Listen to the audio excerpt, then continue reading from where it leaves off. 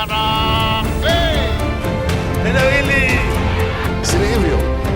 ni matatu.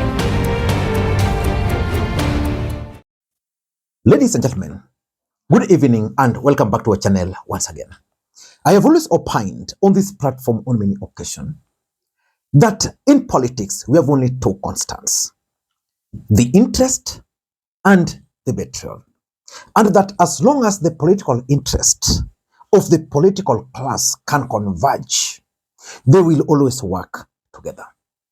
That's why I can't rule out the possibility of Rigathi Gachagua working with William Ruto again in 2027.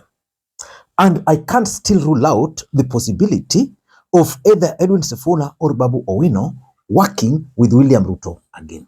And the second constant, which I've always told you about on this platform, is the betrayal.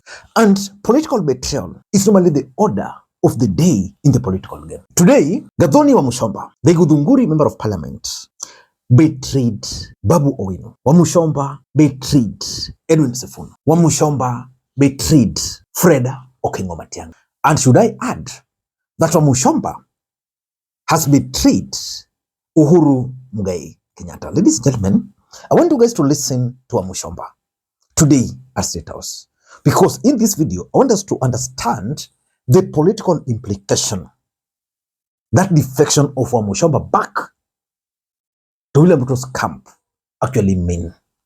Yangu ni 3 term, ya rais ni 2 term. Kazi bila kelele.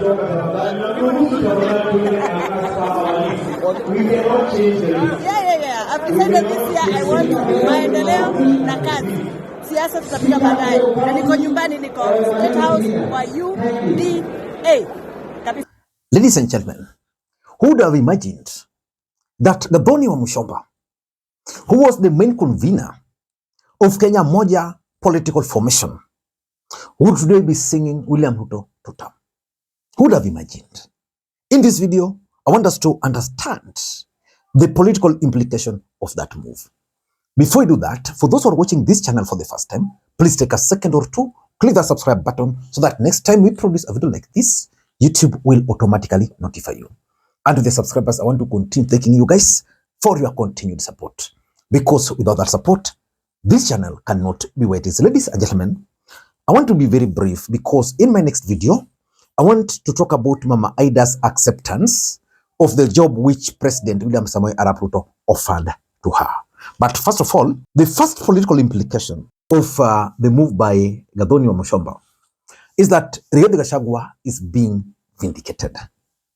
Rigathi Gachagua made something very clear, that William Ruto has some small wheelbarrows in Mount Kenya, and not only in Mount Kenya. And one of the wheelbarrows Rigathi Gachagua meant was the Kenya Kwanza formation. Forget about the Ndindi Nyoros, forget about the Moses Korias. Rigathi actually meant Kenya Moja. And today, that move by Wamuchomba, who was the main convener of those meetings, proves Rigathi Gachagua was correct, because Rigathi Gachagua never embraced Gathoni Wamuchomba. He always treated Wamuchomba as a mole. And in one of my videos recently, I opined that if Kenya Kwanza, and in one of my videos, I opined recently that one of the biggest challenges which the united opposition will face is infiltration. Because if there's one thing William Ruto has mastered, he has mastered the art of political infiltration. How William Ruto was able to infiltrate Uhuru Kenyatta and Raila Odinga combined still beats me. Noordin Haji would not be NIS director today if he did not work for Ruto in the last election. Those are some of the realities.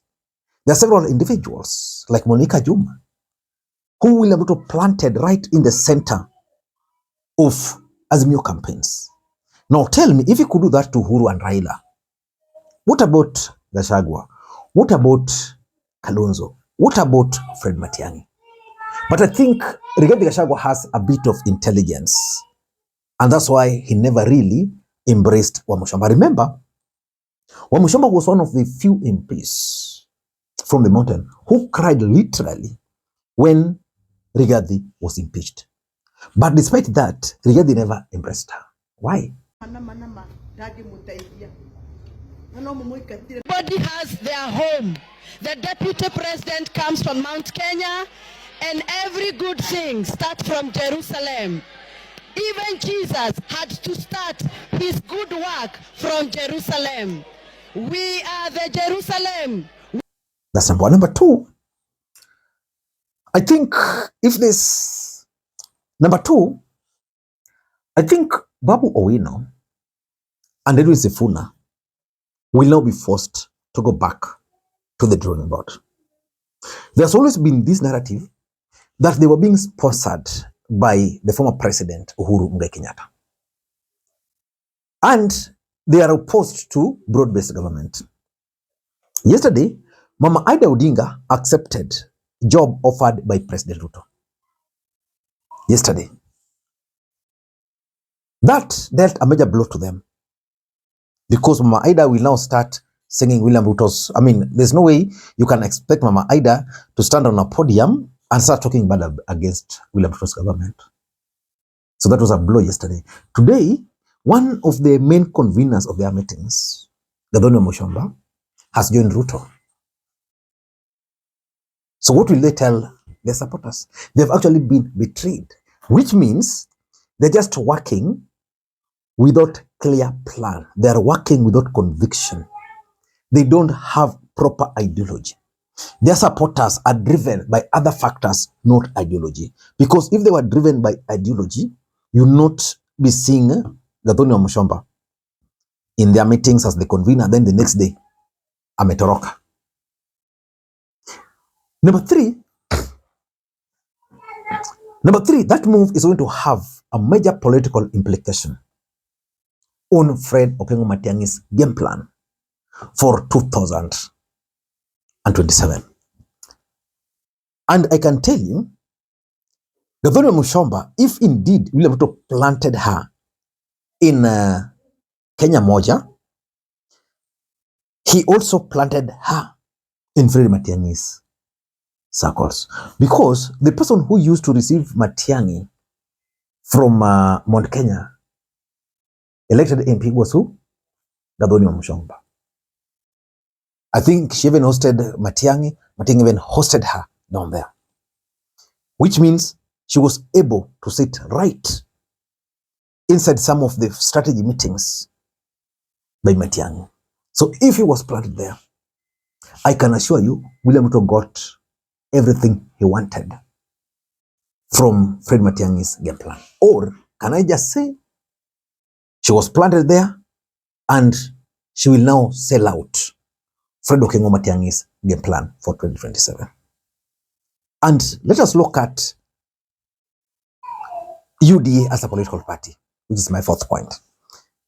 Politics is a perceptual game, either real or perceived. What you perceive. The other day, William Ruto and the UDA party won in Mbeere North. He won. That party won. Today, the MP for Mbeere North is UDA.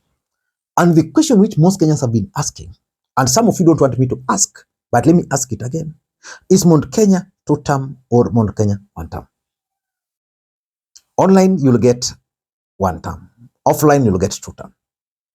So which means UDA and William Ruto are now winning support in the mountain. It might be slow, but it's now clear. Because the moment, that time, you remember at some point, immediately after Rigathi was impeached, the ground in the mountain was too hostile. Too hostile for UDA. MPs allied to President Ruto would not even go to the ground. But now we are seeing those who are not even with Ruto at that time, who are with Rigathi Gachagua, are now leaving Rigathi Gachagua, and now they are going to William Ruto, which means they can only do that if the ground is favorable to them. That's the fact. And lastly, and I remember, today I want to be honest, I'm one of the few people who really wanted to sincerely support Fred Okengo Matiangi. But the moment I realized that that campaign was being headed by Uhuru Kenyatta, I lost hope. The day Uhuru Kenyatta refused to accept, to allow Fred Matiangi to be the party leader of Jubilee, I knew there was a problem. And the day Matiangi was made the deputy party leader of Jubilee, in fact, that move alone by Matiangi to join Jubilee, me personally, I never approved it. Because Jubilee had a lot of baggage. And Uhuru Kenyatta is a very good man. He can fund political activities. But political support does not begin and ends with funding. Matiangi, for example, needed Uhuru Kenyatta's goodwill. Just like Raila needed Uhuru Kenyatta to go to the mountain to campaign for him. Uhuru never did that to Raila. And I knew he was not going to do that to Matiangi. So in short, I'm saying that people like Wamuchomba have realized that sticking with Uhuru Kenyatta is going to hurt them. Because Uhuru Kenyatta is not going to risk to go to the ground to campaign. Uhuru Kenyatta became very popular in the mountain after Gachagua was impeached. But he never took his time to go to the ground to consolidate. Because you can only win as a political player if your ground is consolidated. The moment they wanted Uhuru Kenyatta to go there, sell Matiangi, so that people like Wamuchomba were going to stick. They'll go down there and see, okay, the ground is favorable to Matiangi because of Uhuru Kenyatta. Then they were going to benefit. Right now, they can't. Ladies and gentlemen, Uhuru Kenyatta is the biggest failure, politically speaking.